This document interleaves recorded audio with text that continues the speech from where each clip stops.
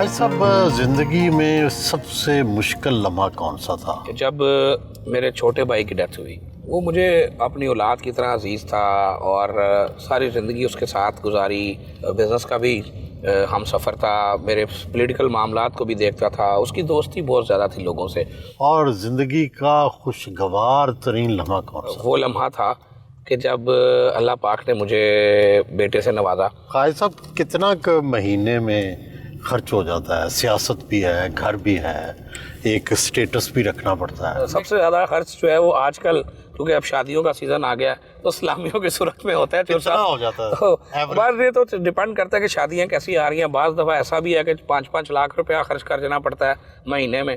भाई साहब, ज़िंदगी हो तो हिस्से लतीफ़ भी होती है, हुस्न भी अच्छा लगता है, कुदरत के रंग भी अच्छे लगते हैं। हुस्न में क्या चीज़ आपको अट्रैक्ट करती है, कशिश रखती है आपके लिए? चोर साहब, मशरकी हुस्न की अपनी बात है, और मशरकी हुस्न हमेशा से और मशरकियत हमेशा से मुझे अट्रैक्ट करती है। मुझे बेबाक और जो उस तरह की ख़वातीन ने कभी अट्रैक्ट नहीं किया। तो क्या आपको पर्दे वाली ख़वातीन और चादर वाली ख़वातीन अच्छी लगती हैं? नहीं, पर्दा और चादर की बात नहीं है कि मशरकियत जो है वो मैं समझता हूँ कि हमारी ख़वातीन की आंखों में होती है। नहीं तो मशरकियत में क्या सांवला रंग, गोरा रंग, आंखें, काली आंखें, काले बाल, लंबे बाल, क्या अच्छा लगता है? जब मैंने अपनी शरीक हयात को पसंद किया था, तो वो समझ लें कि अल्लाह ने उसमें वो सब खूबियाँ रखी थी जो मुझे अट्रैक्ट करती हैं। क्या क्या? उनमें अल्हम्दुलिल्लाह मशकियत भी थी, उनमें मासूमियत भी थी,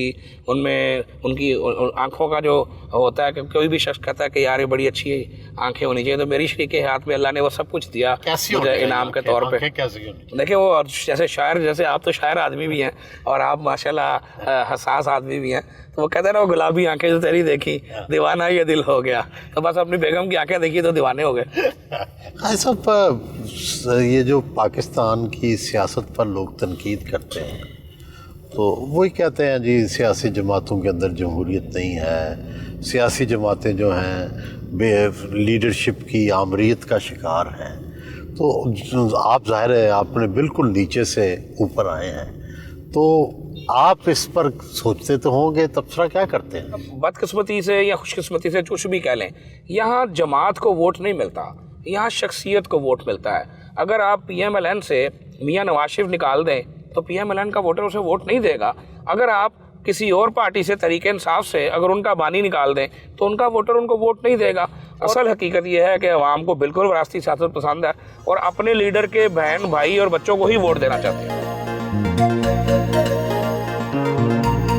हेल्थ एंड पॉपुलेशन डिपार्टमेंट पहुंचे।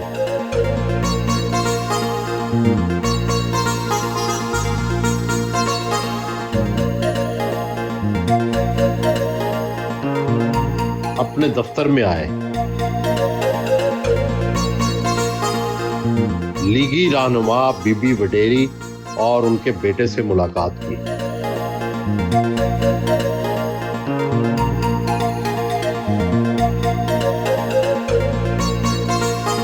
दफ्तरी अमूर निपटाए।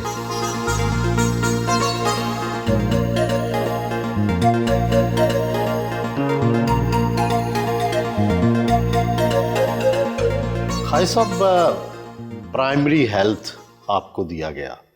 पहले तो ये समझ नहीं आती कि ये दो हेल्थ, सेकेंडरी हेल्थ और प्राइमरी हेल्थ, ये क्यों बनाए गए, क्या ज़रूरत है? और फिर जब ये इसको तकसीम कर दिया गया तो इसका कोई फ़ायदा भी हुआ है या नहीं हुआ? सर, बेसिकली शहबाज शरीफ साहब ने महकमा हेल्थ को 2 हिस्सों में मुवाफ़क़त इसलिए किया था कि हम मर्ज़ पर काम कम करते हैं, मरीज़ पर काम ज़्यादा करते हैं। तो हेल्थ डिपार्टमेंट के 2 हिस्से किए गए थे। एक हिस्सा जो मेरे पास था वो प्राइमरी एंड सेकेंडरी हेल्थ था, जिसमें प्रिवेंटिव के ऊपर ज़्यादा काम है। हमारे BHUs हैं, बेसिक हेल्थ यूनिट्स, हमारे RHCs हैं, हमारे तहसील हेडक्वार्टर अस्पताल हैं, और फिर एक डिस्ट्रिक्ट हेडक्वार्टर अस्पताल है। हमारा डेंगू कंट्रोल प्रोग्राम इसमें आता है।